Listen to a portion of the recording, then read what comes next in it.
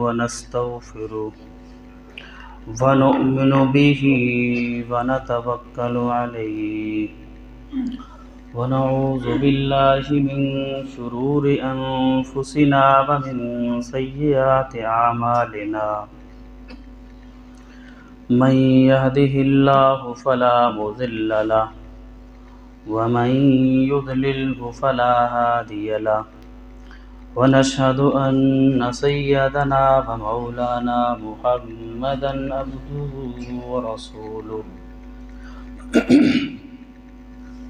قال النبي صلى الله عليه وسلم من يرد الله به خيرا يفقهه في الدين أو كما قال رسول الله صلى الله عليه وسلم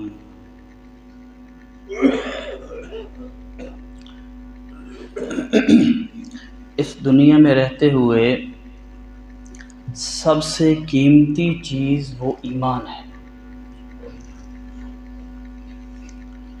اس لیے کہ اگر کسی کے پاس ایمان نہیں ہے تو وہ دنیا آخرت میں ناکام ہے، کامیاب نہیں ہے۔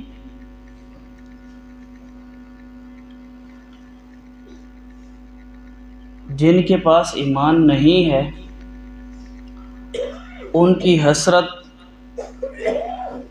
اور خواہش قرآن پاک بتاتا ہے کہ جب جنتیوں کو جنت میں بھیج دیا جائے گا اور جہنمی جہنم میں چلے جائیں گے، ہر ایک کا ٹھکانہ ہمیشہ ہمیشہ کے لیے اللہ تعالیٰ طے فرما دیں گے، تو اس وقت کافر یہ خواہش ظاہر کریں گے یا لیتنی کنت ترابا، کاش کہ میں انسان پیدا ہی نہ ہوا ہوتا، میں مٹی ہوتا کہ آج کا دن مجھے نہ دیکھنا پڑتا۔ اس کے بعد اللہ تعالیٰ نے ہمیں زندگی دی ہے، تو یہ تمام نیکیاں اور ایمان یہ زندگی کے اندر تو معتبر ہے، جب زندگی چلی گئی اعمال بھی ختم اور ایمان بھی زندگی کے ساتھ ہی ختم، اس لیے کہ ایمان کی جو حد، ایمان کی بڑھوتری والی، ایمان کو بڑھانے والے جتنے بھی نیکیاں تھیں، اعمال تھے، وہ زندگی کے ساتھ ہیں۔ یہ نعمت اگر اللہ تعالیٰ نے دی ہے، پھر اس نعمت کو اپنی بندگی میں لگانے کی توفیق عطا فرمائی ہے، تو یہ اس سے بڑھ کے نعمت ہے۔ اللہ تعالیٰ کا یہ فرمان ہے لَإِن شَكَرْتُمْ لَأَزِيدَنَّكُمْ وَلَإِن كَفَرْتُمْ إِنَّ عَذَابِي لَشَدِيدٌ، کہ میری نعمتوں پہ اگر تم شکر کرو گے تو میں ان نعمتوں میں اضافہ ہی کرتا چلا جاؤں گا، کمی نہیں کروں گا۔ اگر اللہ تعالیٰ ذکر کی توفیق دے رہے ہیں، دینی مجلسوں میں بیٹھنے کی توفیق مل رہی ہے، نیکی کی بات اچھی لگ رہی ہے، تو اس پہ شکر کرنا چاہیے۔ کیوں؟ یہ ایمان اور مومن ہونے کی علامت ہے۔ رسول اللہ صلی اللہ علیہ وسلم نے شاید فرمایا کہ جب تجھے تیری نیکی اچھی لگے، وَسَاءَتُكَ سَيِّئَتُكَ، اور تجھے تیرا گناہ برا لگے، تجھے ملامت کرے، تجھے تیرا ضمیر ملامت کرے کہ تو نے اچھا کام نہیں کیا، اور نیکی کر کے تیرا ضمیر خوش اور اندر کی آواز تجھے خوشخبری دے کہ تو نے اچھا کام کیا ہے، فَأَنْتَ مُؤْمِن، پھر تو مومن ہے۔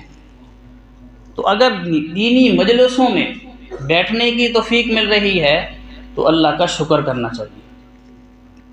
اللہ تعالیٰ بڑے ہی قدردان ذات ہے، وہ صرف مجلسوں کے ثواب نہیں دیتے، اگر قدم کسی نے اٹھا لیے ہیں نیکی کی طرف، قدم اٹھ گئے، تو ان قدموں پہ بھی اللہ تعالیٰ نے انعامات رکھے ہیں اور بہت کچھ رکھا ہے۔ جیسے نیکی ہوتی ہے، اللہ تعالیٰ اعمال پہ اللہ تعالیٰ نیکی کی بقدر ان قدموں پہ ثواب بھی عطا فرماتے ہیں۔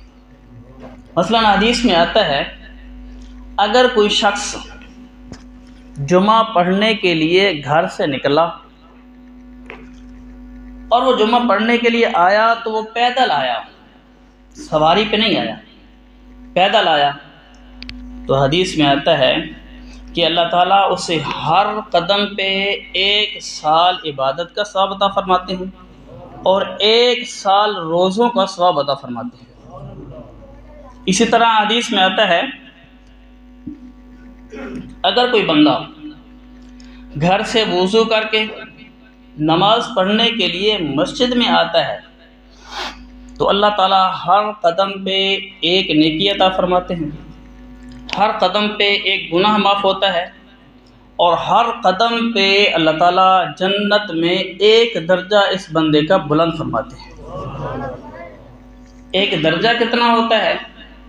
تو محدثین نے اس کی تفصیل لکھی ہے 1 درجے کی، تو 1 درجے کی فاصلہ اور مقدار محدثین فرماتے ہیں جیسے تم سمجھ لو آسمان اور زمین کے درمیان جتنا خلا ہے جنت میں 1 درجہ اتنا ہے۔ اسی طرح حدیث میں آتا ہے اگر کوئی بندہ جہاد فی سبیل اللہ کے لیے گیا، حدیث میں آتا ہے دونوں قدم غبار آلود ہو گئے، جہاد میں اللہ کے راستے میں دونوں قدم غبار آلود ہو گئے، اللہ تعالیٰ اس کے پورے جسم پہ جہنم کو حرام کر دیتے ہیں، یہ جسم کبھی بھی جہنم میں نہیں جائے گا۔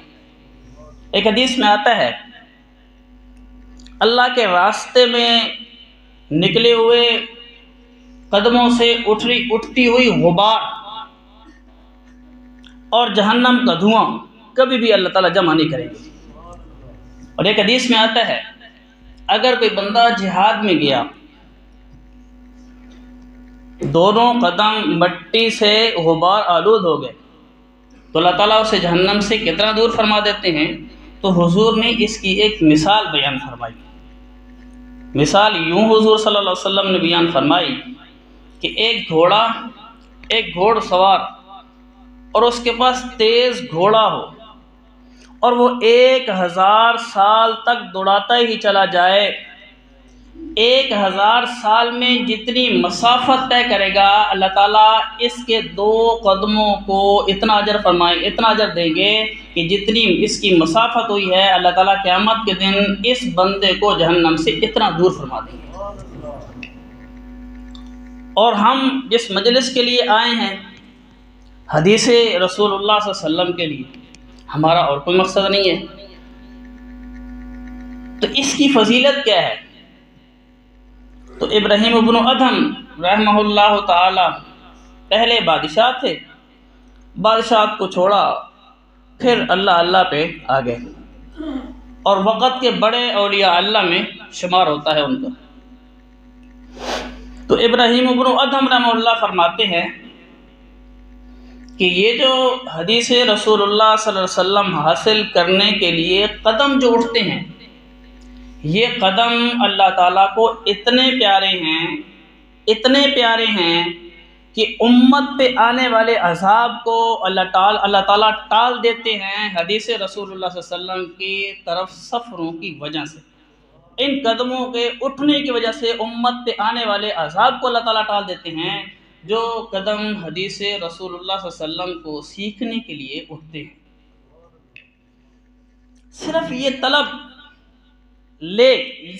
طلب لے کے آنا کہ مجھے حدیث سمجھ آ جائے، مجھے رسول اللہ صلی اللہ علیہ وسلم کی بات مل جائے، یہ طلب اللہ تعالیٰ کے ہاں کتنی قدر ہے اس کی، کتنی اہمیت ہے اس کی، اس کے لیے میں آپ کو ایک حدیث سناتا ہوں۔ قصیر ابن قیس یہ تابعی ہیں، یہ صحابی رسول ابو درداء رضی اللہ تعالی عنہ کے پاس بیٹھے تھے مصر میں بیٹھے تھے۔ ایک شخص آیا ابو درداء رضی اللہ تعالی عنہ کے پاس اور اس نے کہا ہے ابو درداء میں مدینۃ الرسول سے آیا ہوں، رسول اللہ صلی اللہ علیہ وسلم کے شہر سے آیا ہوں اور میں آپ سے حدیث سننے کے لیے آیا ہوں۔ حضرت ابو درداء رضی اللہ تعالیٰ نے ارشاد فرمایا ما جاء غیرک، ما جاء کا غیرک، بھائی تیرا اس کے علاوہ اور بھی کوئی کام ہے؟ اجاء کا تجارہ، کیا تو تجارت کے لیے آیا ہے؟ انہوں نے کہا نہیں۔ حضرت ابو درداء رضی اللہ تعالیٰ عنہ نے ارشاد فرمایا کسی اور کام کے سلسلے میں آیا ہے؟ فرمایا نہیں، میں صرف اور صرف محض حدیث رسول اللہ صلی اللہ علیہ وسلم کو سننے کے لیے آپ کے پاس آیا ہوں۔ تو ابو درداء رضی اللہ تعالیٰ عنہ نے وہ حدیث تو بعد میں سنائی، پہلے اسے ایک فضیلت بتائی کہ بھائی جو شخص بھی صرف حدیث رسول اللہ صلی اللہ علیہ وسلم کی طلب لے کے نکلتا ہے، صرف حدیث رسول اللہ صلی اللہ علیہ وسلم کو سیکھنے کے لیے نکلتا ہے، سننے کے لیے نکلتا ہے، تو حضرت ابو درداء رضی اللہ تعالیٰ عنہ نے ارشاد فرمایا من سلک طریقا یلتمس فیہ علما سہل اللہ لہ طریقا الی الجنہ۔ پہلی فضیلت یہ ہے، پہلا انعام اللہ تعالیٰ اسے یہ دیتے ہیں کہ اللہ تعالیٰ اس کے لیے جنت کے راستوں کو آسان فرما دیتے ہیں۔ دوسری فضیلت صحابی رسول حضرت ابو درداء رضی اللہ تعالیٰ عنہ نے ارشاد فرمائی، بھائی دوسری فضیلت یہ ہے کہ فرشتے اپنے نورانی پر اس بندے کے ساتھ مشق کرتے ہیں تاکہ اس کی کچھ برکت ہمیں بھی حاصل ہو جائے۔ اور تیسری فضیلت حضرت ابو درداء رضی اللہ تعالیٰ عنہ نے ارشاد فرمائی، تیسری فضیلت یہ ہے کہ اللہ کی جتنی بھی مخلوق ہے وہ ساری کی ساری اس کے لیے دعائے مغفرت کرتی ہے۔ اور یہاں تک ابو درداء رضی اللہ تعالیٰ عنہ نے ارشاد فرمایا حتیٰ کہ مچھلیاں پانی میں اس بندے کے لیے مغفرت کی دعا کرتی ہیں، ہواؤں میں اڑنے والے پرندے اس بندے کے لیے مغفرت اور بخشش کی دعا کرتے ہیں، اور زمین میں رہنے والے کیڑے مکوڑے بھی اس بندے کے لیے مغفرت کی دعا کرتے ہیں۔ اتنی بڑی خوش قسمت اور یہ خوشنما اور بہترین طلب ہے جس کے لیے میں اور آپ بیٹھے ہیں۔ اچھا یہ تو طلب تھی، ایک آدھ کو بندہ لے کے آئے، دو بندے لے کے آئیں، لیکن اگر اس طلب میں سارا مجمع ہی بیٹھ جائے تو یہ مجمع اللہ کو کتنا محبوب ہے۔ حدیث میں آتا ہے بخاری اور مسلم میں، یہ حدیث شریف ہے کہ اللہ کے فرشتے وہ راستوں میں پھر رہے ہوتے ہیں، تو مقصد حدیث میں آیا کہ ان کے پھرنے کا مقصد کیا ہوتا ہے؟ تو ان کا مقصد ہوتا ہے دینی مجالس کو تلاش کرنا۔ پھر اگر کوئی انہیں دینی مجلس مل جاتی ہے، ایک فرشتوں کو مل جاتی ہے، تو وہ دوسروں کو بلاتا ہے ہلموا الی حاجتکم، بھائی ادھر آ جاؤ، جس مقصد کے لیے آسمان سے تم زمین پہ آئے تھے وہ مقصد تمہارا یہاں حاصل ہو رہا ہے، لہذا وہ باقی فرشتوں کو بھی بلاتا ہے ادھر آ جاؤ ادھر آ جاؤ۔ جب وہ سارے فرشتے آ جاتے ہیں تو پھر ہوتا کیا ہے؟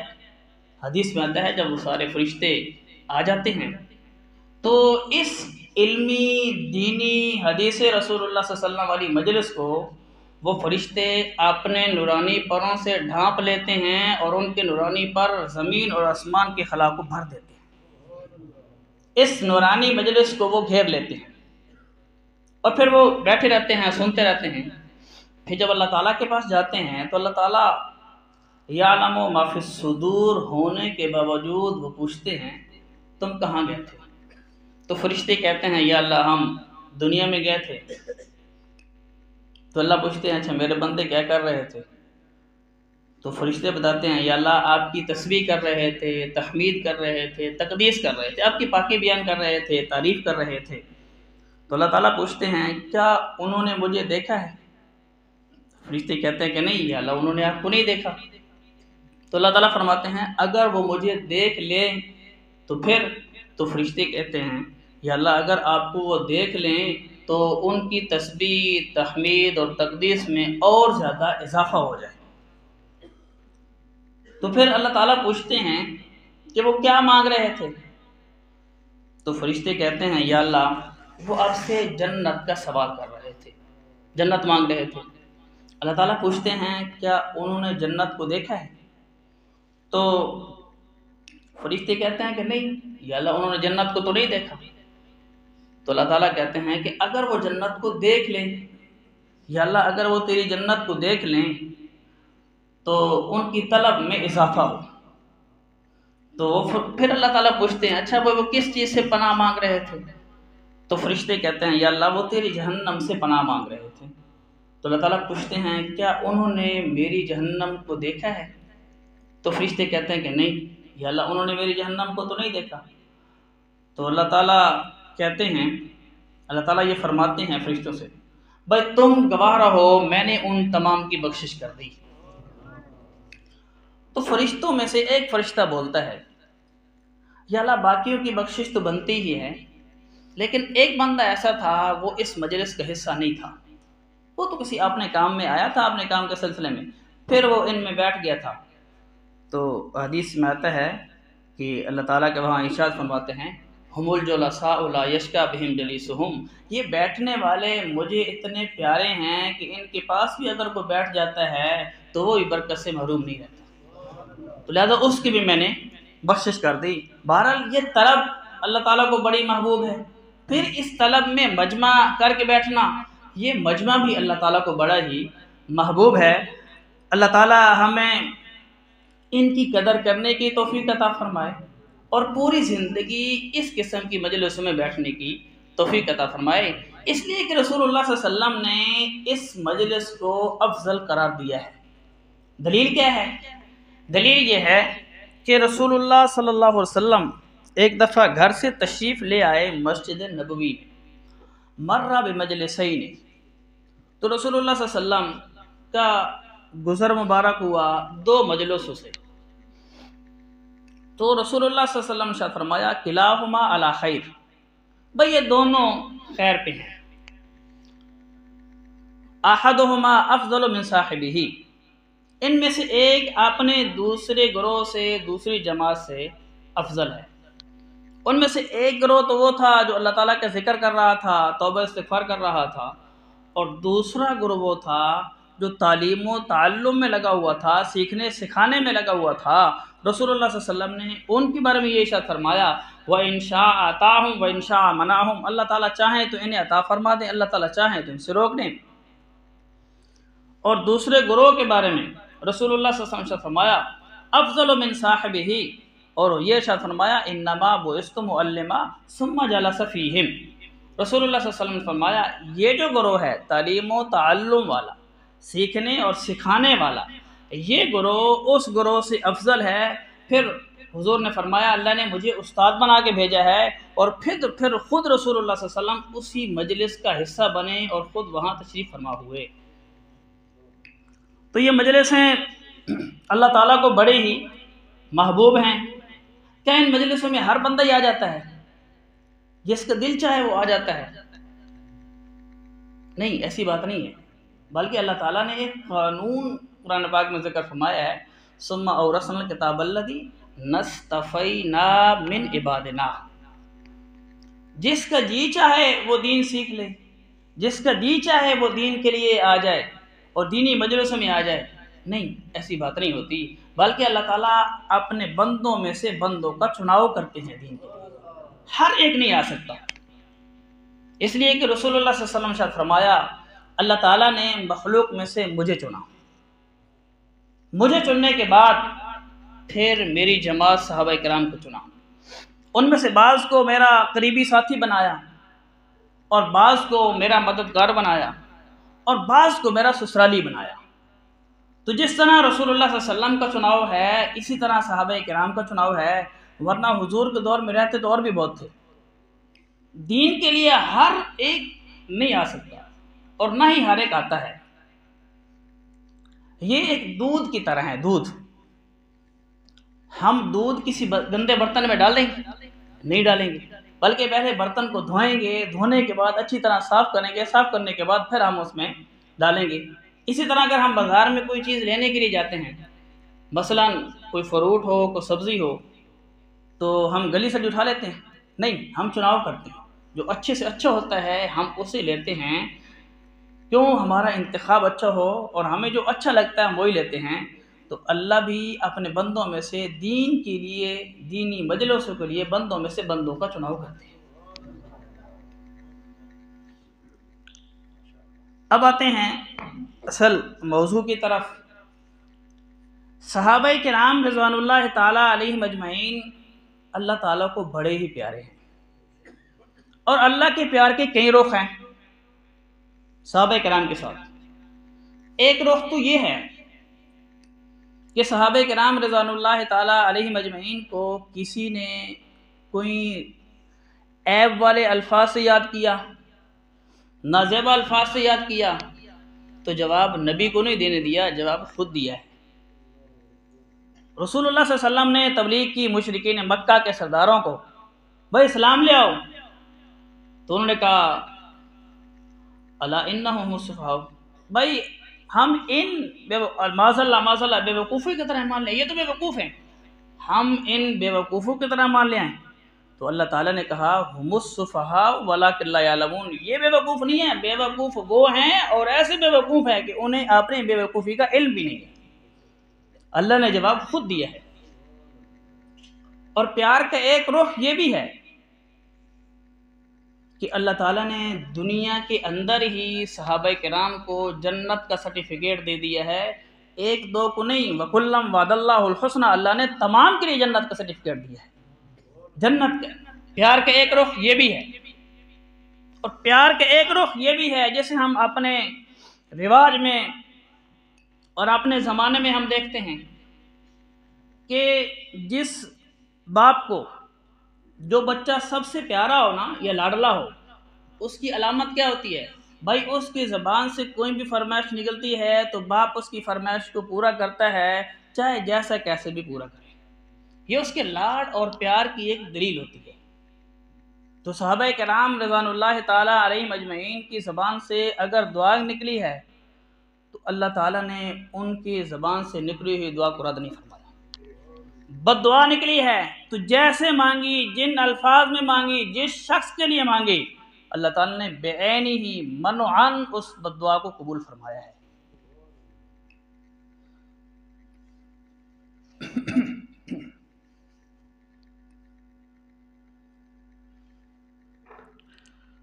حضرت سعد بن ابی وقاص رضی اللہ تعالیٰ عنہ اور عبداللہ بن جحش رضی اللہ تعالیٰ عنہ غزوہ احد میں یہ دونوں حضرات جنگ میں شریک تھے، اور شریک ہونے کے بعد ان دونوں حضرات نے دعا کی۔ سعد بن ابی وقاص رضی اللہ تعالیٰ عنہ نے بھی دعا کی، اور عبداللہ بن جحش رضی اللہ تعالیٰ عنہ نے بھی دعا کی۔ سعد بن ابی وقاص رضی اللہ تعالیٰ عنہ نے یہ دعا کی، یا اللہ کل جب جنگ ہو تو میرا مقابلہ ایک ایسے طاقتور سے کرا جو ہٹا کٹا ہو، طاقتور ہو، میں تیری رضا کے لیے اس کے ساتھ لڑوں اور پھر مجھے اس پہ فتح عطا فرما۔ تو عبداللہ بن جحش رضی اللہ تعالیٰ عنہ نے ان کی دعا پہ آمین کہا۔ اب باری عبداللہ بن جحش رضی اللہ تعالیٰ عنہ کو تھی، تو انہوں نے کہا اب میں دعا کرتا ہوں۔ تو انہوں نے دعا کی، یا اللہ کل کلاں جب لڑائی ہو تو میرا مقابلہ کسی طاقتور مشرک سے کرا، پھر وہ مجھے قتل کر دے، اور قتل کرنے کے بعد میرا ناک بھی کاٹ دے، میرا کان بھی کاٹ دے، اور میں یہ ناک اور کان کٹا ہوا یہی اٹھا کے میں تیرے دربار میں آ جاؤں، یا اللہ میں نے یہ ناک اور کان کٹوائے ہیں تیرے لیے، تیرے رسول کے لیے، تیری رضا کے لیے، یا اللہ تم اسے راضی ہو جا۔ تو سعد بن وقاص رضی اللہ فرماتے ہیں جب دوسرے دن جنگ ہوئی تو میں نے دیکھا عبداللہ بن جحش رضی اللہ تعالیٰ عنہ کو کہ ان کے ناک اور کان ایک دھاگے کے ساتھ بندھے ہوئے تھے، دونوں کٹے ہوئے تھے اور دھاگے کے ساتھ باندھے ہوئے تھے۔ تو جیسے انہوں نے دعا کی، اللہ تعالیٰ نے ان کی دعا کو قبول فرمایا ہے، رد نہیں فرمایا۔ اسی طرح عاصم بن ثابت رضی اللہ تعالیٰ عنہ کا واقعہ آتا ہے کہ رسول اللہ صلی اللہ علیہ وسلم نے 10 صحابہ کرام کو بھیجا کہ تم جاؤ اور مشرکین مکہ کی خبر لے آؤ، کیا وہ کس حالت میں ہیں اور کیا کرنا چاہتے ہیں، آنے والے وقتوں میں ان کی پلاننگ کیا ہے، ان کی مخبری کے لیے۔ تو یہ 10 صحابہ مکہ اور مدینہ کے درمیان ایک ہدا ہے، ایک جگہ ہے، وہاں پہنچے تو مشرکین مکہ کو اس بات کا علم ہو گیا کہ وہ مخبری کے لیے آ رہے ہیں، جاسوسی کے لیے آ رہے ہیں۔ تو بنو لحیان کے 100 گھڑ سوار اور تیر انداز وہ ان 10 صحابہ کرام کا مقابلہ کرنے کے لیے آئے، اور رسول اللہ صلی اللہ علیہ وسلم نے عاصم بن ثابت رضی اللہ تعالیٰ عنہ کو امیر بنایا تھا ان پہ۔ تو حضرت عاصم بن ثابت رضی اللہ تعالیٰ عنہ نے جب دیکھا کہ اب ہم گھیرے میں آگے ہیں تو اپنے تمام ساتھیوں کو لیا اور پہاڑ کی چوٹی پہ جا کے کھڑے ہوئے۔ جب پہاڑ کی چوٹی پہ کھڑے ہوئے تو اب ان کافروں نے کہا، مشرکین مکہ نے کہا، بھائی آپ نیچے آ جاؤ، ہم آپ کو جان کی امان دیتے ہیں، ہم آپ کو قتل نہیں کریں گے، آپ نیچے آ جاؤ۔ تو عاصم بن ثابت رضی اللہ تعالیٰ عنہ نے فرمایا، بھائی مجھے کسی کافر کی زبان پہ اعتبار نہیں ہے، میں نیچے نہیں جاؤں گا۔ جب انہوں نے یہ ارشاد فرمایا تو باقی بھی رک گئے۔ وہ کافروں نے تیر مارنا شروع کیے۔ جب تیر مارنا شروع کیے تو عاصم بن ثابت رضی اللہ تعالیٰ عنہ بھی شہید ہو گئے، اور 7 باقی جو صحابہ کرام تھے ان میں سے بھی کچھ شہید ہوئے۔ 3 صحابہ کرام بچے، 7 شہید ہو گئے۔ جب 7 شہید ہو گئے تو مشرکین مکہ کو پتہ چلا کہ عاصم بن ثابت یہ شہید ہو گئے ہیں، تو انہوں نے بڑی خوشی کی، بڑے خوشی کا اظہار کیا۔ ان کی خوشی کے اظہار کی وجہ یہ تھی کہ بدر میں عاصم بن ثابت رضی اللہ تعالیٰ عنہ نے عقبہ بن ابی معیط، مشرکین مکہ کا جو سردار تھا، جس نے حضور صلی اللہ علیہ وسلم کے سر مبارک پہ اونٹ کی اوجری ڈالی تھی اور وہ ہٹائی تھی سیدہ فاطمہ الزہرا رضی اللہ تعالیٰ عنہ نے، اس کو قتل حضرت عاصم بن ثابت رضی اللہ تعالیٰ عنہ نے کیا تھا۔ جب ان کو پتہ چلا کہ بھائی وہ شہید ہو گئے ہیں تو اب یہ چونکہ سردار تھے، اب انہوں نے کہا اب ان کی لاش ہمارے پاس لے آؤ تاکہ معاذ اللہ ہم اسے جلائیں اور ہم اپنا بدلہ لے سکیں، ہم اسے جلا دیں، جلانے کے بعد ہم اپنا اس سے بدلہ بھی لے سکیں اور دل بھی ٹھنڈا کر سکیں۔ تو عاصم بن ثابت رضی اللہ تعالیٰ عنہ نے شہید ہونے سے پہلے 2 دعائیں کی تھیں، 2 دعائیں۔ یا اللہ ہماری یہ خبر رسول اللہ صلی اللہ علیہ وسلم کو پہنچا دینا کہ ہم شہید ہو گئے ہیں، ایک، اور دوسری، یا اللہ کوئی مشرک میرے جسم کو چھو نہ سکے۔ یہ 2 دعائیں کی تھی۔ حدیث میں آتا ہے حضرت عاصم بن ثابت رضی اللہ تعالیٰ نے جب یہ کہا تھا نا، یا اللہ ہماری خبر حضور کو پہنچا دینا، اب وہاں بندہ تو تھا نہیں، تو پھر ہوا نے آ کے حضور کو بتایا تھا، یا رسول اللہ آپ کے ساتھی شہید ہو جائے۔ یہ تمام چیزیں صحابہ کے سامنے اللہ تعالیٰ نے زیر فرما دی تھی، ساری کی ساری چیزیں تابع تھیں۔ مدینہ میں ایک دفعہ آگ لگی، آگ، سیدنا فاروق اعظم رضی اللہ تعالیٰ عنہ بھی بیٹھے تھے، تو ایک اور صحابی ہیں تمیم داری رضی اللہ تعالیٰ عنہ، ان کی دجال سے ملاقات بھی ہے، یہ سمندر میں راستہ بھول گئے تھے تو پھر ان دجال سے ملے تھے، وہ ایک لمبا واقعہ ہے۔ تو تمیم داری رضی اللہ تعالیٰ عنہ سیدنا فاروق اعظم رضی اللہ تعالیٰ عنہ کے ساتھ بیٹھے تھے، آگ لگ گئی مدینے میں، شور مچ گیا، آگ لگ گئی، آگ لگ گئی۔ تو سیدنا فاروق اعظم رضی اللہ تعالیٰ عنہ نے فرمایا، یار جا تمیم یہ آگ تو بجھایا۔ تو حضرت تمیم داری رضی اللہ تعالیٰ عنہ نے چھڑی اٹھائی اور آگ آگے آگے ہے اور یہ پیچھے پیچھے، تو یہ آگ کو ایک پہاڑوں کی گھاٹی میں جا کے دھکیل دیا۔ تو یہ ساری چیزیں رسول اللہ صحابہ کرام کے اللہ تعالیٰ نے تابع کیے ہیں، اور باقی بھی ایسے غزوات میں آتے ہیں کہ صحابہ کرام نے جنگل کے دہانے کھڑے ہو کے یہ کہا کہ بھائی اے درندو اس جنگل کو خالی کر دو، یا محمد کے صحابہ نے رہنا ہے۔ تو مورخین نے، محدثین نے لکھا ہے کہ درندوں نے اپنے بچے اپنی گودوں میں اٹھائے اور اس جگہ کو خالی کر دیا تھا۔ تو بہرحال ہوا نے آ کے رسول اللہ صلی اللہ علیہ وسلم کو یہ بتایا، اور دوسری دعا یہ تھی، یا اللہ میرے جسم کو کوئی مشرک نہ چھوئے۔ اب انہوں نے ان کے سروں کی قیمت لگائی تھی، جب لاش ملی تو لاش کی قیمت لگا دی، اب لاش لے آؤ جیسے کیسے بھی ہے۔ اب وہ آئے، لاش لینے کے لیے آئے تو اللہ تعالیٰ نے ان کی حفاظت شہد کی مکھیوں سے کروائی۔ شہد کی مکھیوں نے ارد گرد ہول بنا لیا اور ان کے قریب نہیں آنے دیا انہیں۔ اب وہ بڑی کوشش کرتے رہے لیکن قریب نہیں جا سکے۔ اب وہ سب نے کہا بھائی اس طرح کرتے ہیں، ابھی تو چلے جاتے ہیں، یہ دن ہے، رات کی کسی پہر آئیں گے، رات کو مکھی میں چلی جا چکی ہوں گی، ہم ان کی لاش کو اٹھا لیں گے۔ تو رات آنے سے پہلے اللہ تعالیٰ نے ایسی بارش بھیجی جو سیلاب کی صورت اختیار کر گئی اور وہ لاش اپنے ساتھ ہی لے گئی۔ تو مشرکین مکہ حضرت عاصم بن ثابت رضی اللہ تعالیٰ عنہ کے جسم کو نہیں چھو سکے۔ اسی طرح حضرت عبداللہ بن زید رضی اللہ تعالیٰ عنہ کا واقعہ آتا ہے، مدینہ سے باہر کھیت میں کام کر رہے تھے۔ ایک حدیث میں نے پڑھا تھا وہ ہل وغیرہ چلا رہے تھے، اس قسم کو کوئی کام تھا، کام کر رہے تھے۔ ان کے بیٹے نے ان کو جا کے خبر دی کہ ابا جان رسول اللہ صلی اللہ علیہ وسلم اب اس دنیا میں نہیں رہے، ان کا وصال مبارک ہو گیا ہے۔ اور حضرت انس بن مالک رضی اللہ تعالیٰ عنہ جب حضور کے وصال کا ذکر کرتے ہیں اور حضور کی مدینہ آمد کا ذکر کرتے ہیں تو ساتھ یہ ضرور بتاتے ہیں کہ جس دن حضور مدینہ میں تشریف لائے، قدم رکھا، مدینہ کی ہر چیز سورج کی طرح روشن تھی، حتیٰ کہ درختوں کے پتے بھی روشن تھے۔ اور جس دن رسول اللہ صلی اللہ علیہ وسلم کا وصال مبارک ہوا ہے تو مدینہ کی ہر چیز ایسی تھی غمگین جیسے ہر چیز سے رونے کی آواز آ رہی۔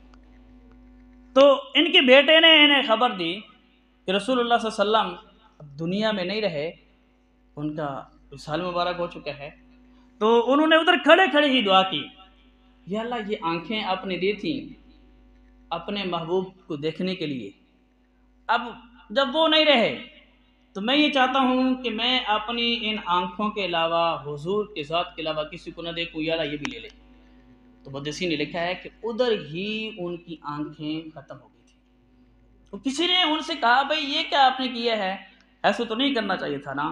تو پھر انہوں نے جواب دیا کہ میں ان آنکھوں سے یہی چاہتا ہوں کہ جب میری آنکھیں اللہ تعالیٰ مجھے بنائی لٹائیں تو جس طرح پہلے حضور کو دیکھتی تھیں اب بھی پہلی نظر حضور پہ پڑے، اس لیے میں نے کہا یا اللہ مجھے اب ان آنکھوں کی ضرورت نہیں ہے۔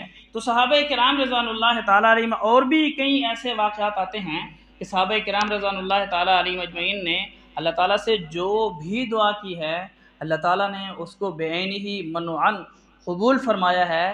یہ صحابہ کرام کے اللہ تعالیٰ کے ایک پیار اور محبوب بندہ ہونے کی ایک دلیل ہے کہ وہ اللہ تعالیٰ کو بڑے ہی پیارے ہیں۔ جب ہم حدیث میں بیٹھے ہیں، حدیث رسول اللہ صلی اللہ علیہ وسلم میں، تو ایک حدیث کی مختصر سی تشریح اور پھر بات ختم کرتے ہیں۔ حضور صلی اللہ علیہ وسلم نے فرمایا کل بنی آدم خطاء وخیر الخطائین التوابون، ہر بندہ گناہ گار ہے اور وہ گناہ گار اللہ تعالیٰ کو بڑے ہی محبوب اور پیارے ہیں جو اپنے گناہوں کی معافی مانگتے رہتے ہیں۔ یا اللہ میری توبہ، یا اللہ۔ حدیث میں آتا ہے کہ رسول اللہ صلی اللہ علیہ وسلم ایک ہی مجلس میں 100 مرتبہ استغفار کر لیا کرتے تھے، حالانکہ حضور صلی اللہ علیہ وسلم تو معصوم ہیں، لیکن رسول اللہ صلی اللہ علیہ وسلم کے استغفار کا معمول بھی بہت زیادہ آتا ہے۔ اور اللہ تعالیٰ کو وہ گناہ گار بڑے ہی پسند ہیں جو اللہ تعالیٰ سے دل سے اپنے گناہوں کی معافی مانگتے رہتے ہیں۔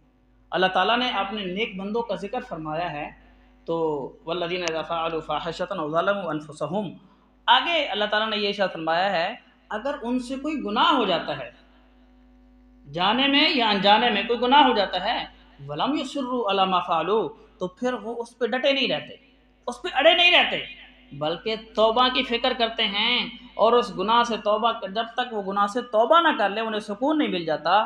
تو اللہ تعالیٰ کو وہ گناہ گار بڑے ہی پسند ہیں جو ان سے گناہ ہو جاتا ہے لیکن توبہ فوراً ہی مانگ لیتے ہیں تاکہ زندگی دوبارہ نیکیوں کی طرف آ سکے۔ حدیث میں آتا ہے یحرم الرزق بالذنب یصیب، آدمی رزق سے جو محروم ہوتا ہے تو وہ کسی گناہ کی وجہ سے محروم ہوتا ہے، ویسے ایسے کبھی نہیں ہوتا کہ ایک بندہ چل رہا ہے، ٹھیک ٹھاک چل رہا ہے، اور پھر وہ کسی مصیبت میں پڑ جائے، ایسا نہیں ہوتا، بلکہ اس کے گناہوں کا وبال بھی ہوتا ہے، لیکن بعض دفعہ درجات کی بلندی بھی ہوتی ہے۔ بہرحال حضرت تھانوی رحمہ اللہ نے یہ لکھا ہے، ہر بندے کی یہی خواہش ہوتی ہے کہ میں اللہ سے ملوں نا تو اس حال میں ملوں کہ میرے ذمے کوئی گناہ باقی نہ رہے، میرے ذمے کوئی گناہ باقی نہ ہو، میں اللہ سے ملوں اس حال میں گناہوں سے پاک ملوں، اور مجھے اللہ تعالیٰ جنت کا پروانہ جاری فرما دیں۔ تو حضرت تھانوی رحمہ اللہ نے لکھا ہے کہ بھائی اگر کوئی بندہ روزانہ سونے سے پہلے 2 نفل پڑھ لیتا ہے صلاۃ توبہ کے، یا اللہ میری توبہ، تو اگر اسی رات میں اس کا انتقال ہو گیا تو چونکہ اس نے اپنے گناہوں سے توبہ کر کے وہ سو رہا ہے، تو اللہ تعالیٰ کی رحمت سے بڑی امید ہے کہ اللہ تعالیٰ اس کی پچھلی ساری زندگی کے گناہوں کو معاف فرما دیں گے، اور وہ اللہ تعالیٰ سے ملے گا، اس حال میں ملے گا کہ اس کے ذمہ کوئی بھی گناہ باقی نہیں ہوگا۔ بہرحال 2 نفل پڑھنا طبیعتوں پہ اگر شاق گزرے،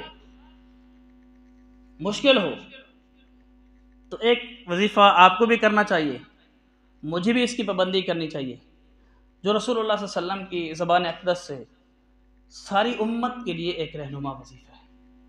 رسول اللہ صلی اللہ علیہ وسلم سے فرمایا کہ میں تمہیں کچھ کلمات بتاتا ہوں، جو بندہ بھی سونے سے پہلے یہ کلمات 3 مرتبہ پڑھ لے گا، تو حضور نے فرمایا اگر اس کی گناہ دنیا میں درختوں کے پتوں کے برابر بھی ہوئے تو اللہ تعالیٰ اس کے گناہوں کو معاف فرما دیں گے۔ اور دوسری فضیلت حضور نے یہ ارشاد فرمائی، حضور نے فرمایا اگر اس کی گناہ سمندر کی جھاگ کے برابر بھی ہوئے تو اللہ تعالیٰ اس کے گناہوں کو معاف فرما دیں گے۔ اور تیسری فضیلت حضور صلی اللہ علیہ وسلم نے یہ ارشاد فرمائی، حضور صلی اللہ علیہ وسلم نے فرمایا عرب میں ایک صحرا ہے اور اس کا نام ہے علاج۔ حضور نے فرمایا اگر کسی کے گناہ علاج کے صحرا کے ریت کے ذروں کے برابر بھی ہوئے تو اللہ تعالیٰ اس کے گناہوں کو معاف فرما دیں گے۔ اور وہ کلمات کیا ہیں؟ استغفر اللہ الذی لا الہ الا هو الحی القیوم واتوب الیہ۔ ہر بندہ اگر سونے سے چند لمحے پہلے صرف یہ 3 کلمات ہی پڑھ لے تو اللہ تعالیٰ سے بڑی قوی امید ہے کہ جب ہماری ملاقات اللہ سے ہوگی تو ہمارے ذمے کسی قسم کو کوئی گناہ باقی نہیں ہوگا۔ اللہ تعالیٰ جسے صغیرہ کی توبہ کی توفیق، اللہ تعالیٰ جس کے صغیرہ معاف فرما دیتے ہیں، کبیرہ سے توبہ کی توفیق بھی عطا فرما دیتے ہیں۔ اللہ تعالیٰ صغیرہ معافی تب کی ہے کہ کبیرہ کی تو توبہ کی توفیق عطا فرمانی تھی۔ اگر ہم یہ کلمات روزانہ پڑھیں اور معمول بنا لیں تو اللہ تعالیٰ کی رحمت سے بڑی امید ہے کہ اللہ تعالیٰ ہمارے گناہوں کو معاف فرما دیں گے، اور ہماری اللہ تعالیٰ سے ملاقات اس صورت میں ہوگی کہ ہمارے ذمے کوئی گناہ باقی نہیں ہوگا۔ اللہ تعالیٰ مجھے اور آپ کو اس پہ عمل کرنے کی توفیق عطا فرمائے اور دینی مجلسوں میں بیٹھنے کی توفیق عطا فرمائے۔ آخر دعوانا